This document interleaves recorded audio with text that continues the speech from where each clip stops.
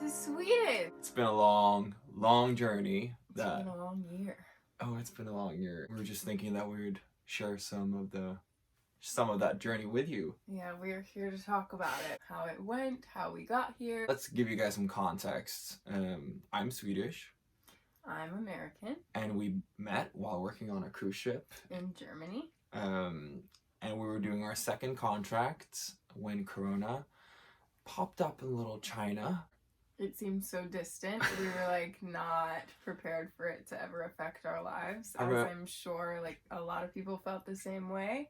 And then next thing we knew it, we were stuck on the ship for 65 days before we were able to go home. I was supposed to go back to Sweden with him, and everybody had to go home to their own countries. So I was sent back to America in May. And I was sent back to Sweden without knowing when we would see each other again. So that was a really happy day for our relationship. But we were not expecting to spend 6 months apart. We thought maybe a couple months at most. We had planned July. I literally said, oh, I'll see you on the 4th of July. 4th of July at the latest. That did not happen. That did not happen. Fast forward to November, the week before November, we finally planned our trip to Mexico because so many other couples who are from different countries have used Mexico as a meeting point because it's one of the only places that both our countries are allowed to travel to, or were allowed at that time, I think. But I think what was confusing for us, for so many other people, is the fact that as a European, you're traveling to the US through an ESTA, which is an electronic visa that you apply for, and then it's valid for 2 years for multiple travels. Basically, a lot of different government institutions, they don't really spill out everything. Nothing made it clear. On the websites, or when you call people, or when you Google. Yeah, nothing is clear. However, what we found out was my ESTA was still valid. I could still use that electronic visa to get into the US. I just couldn't come from Sweden or any mainland Schengen European country. So we had to choose a country, and thereby we chose Mexico. We planned it 5 days before it was supposed to happen, right? I went back to school this fall, and everything was very much up in the air if it was going to be on distance course learning or not. And then last minute we found out that the rest of that term was going to be online. And we kind of wanted to wait until we knew that we could spend a solid amount of time together afterwards, that he could come to the US and stay in the US for a couple months at least. So that is also what drove us to wait until November and then finally plan it when we did. It was very easy getting in to Mexico. There was no problems. I waited in a bit longer of a customs line than he did. We struggled finding each other a little. He came into one terminal and I came into another terminal. That was fun. Real fun. I had to wait for a bus for 45 minutes to get to his terminal, but our phones weren't working, so we had no way of contacting each other. He had landed a little bit after me, so I was like, oh, there'll be no problem. I can take my time getting on the bus. And then he got through customs so quick that he was like, where's my girlfriend?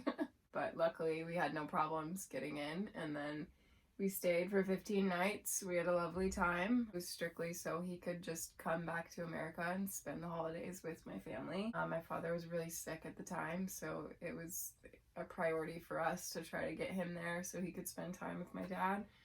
So we flew back to the US through Florida. That went really smooth. I thought I got punked. Yeah, the customs officer didn't really care. He asked Will where he was staying and for how long, and didn't even look at his passport, waved us right through. It was a piece of cake. And then we made our way back to Denver, where we stayed for a couple months. January hit us hard when my dad passed away, and then we were left with the decision of where do we go from here. It was obvious that I was not just going to stay in the US.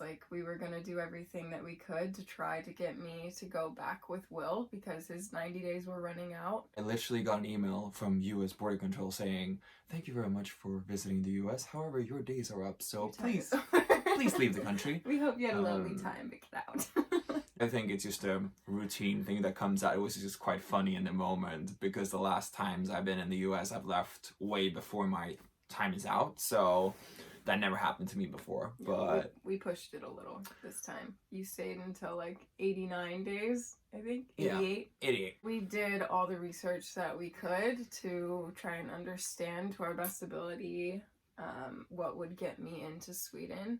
I am technically on the exemption list, so it's not like we're just trying to cheat the system and come No. here.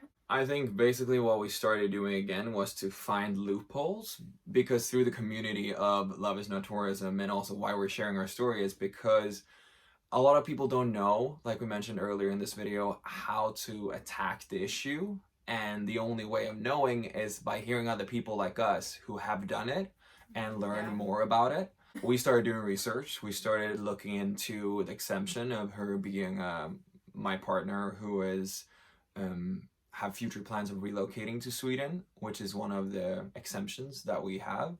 It's a requirement that your intention is to move here. And there needs to be some kind of validity through your relationship of seriousness. So Oh my god, we didn't plan that this was here right next to comes the binder. I did not know the binder was going to make an appearance. I did not know the binder was going to make an appearance either, but you know what? I barely showed I it. saw that sitting on the shelf last night. Why not show it in the video? We got a tremendous help of people telling us what kind of stuff you need to prove your relationship, and this is literally a binder with 9 different chapters. It has a table of contents. It has a table of content of everything from our joint bank accounts to testimonies to applications for different things within Sweden to proof of return flight.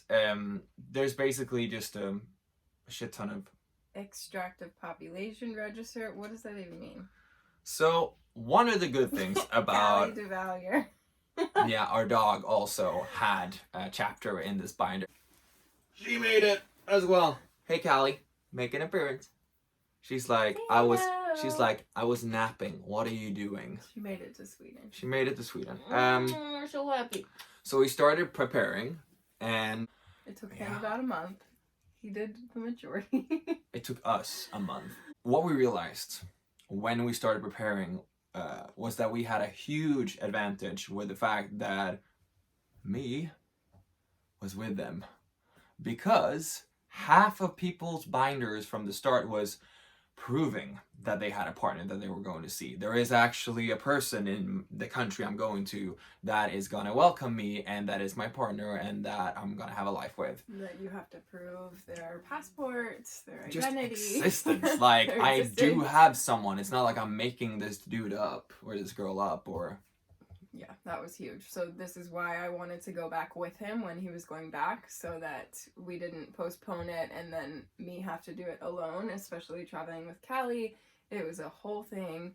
It was a very long journey, and it definitely helped that we had the both of us to do it all together. Yeah, so...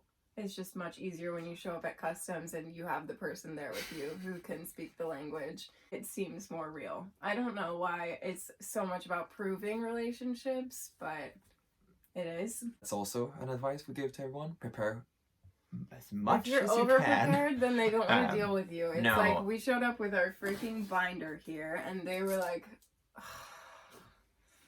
not these people.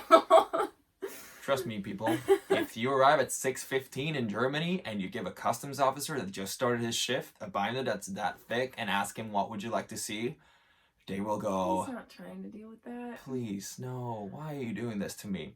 Again, not trying to cheat the system. No. This is just our experience. So to start in Chicago, we had to prove straight away that Morgan was part of the exemption list and show a variety of documents. What they were most keen on was our application for a marriage license.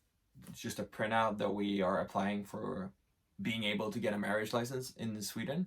Same thing happened in Germany. They were very keen on seeing that document and seeing the exemption. I feel like it was a bit of eeny, meeny, miny, mo, though, because they couldn't care less. Like so many people have already said, and you who are watching this and who wants to find answers, we hate this thing that we're about to say as much as you will. It depends so much on who is in the customs booth that day. Yeah. Like it depends so much. It doesn't matter how many stories you can hear and testimonies of experiences. It truly matters on who you get.